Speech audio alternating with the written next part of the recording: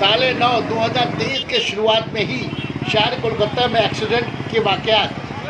राजा मोड़ BT road पर खड़ी एक बालू के ट्रक को प्राइवेट बस 78 टक्कर मारी, जिससे बस का ड्राइवर बुरी तरह जख्मी, अस्पताल में जेर इलाज।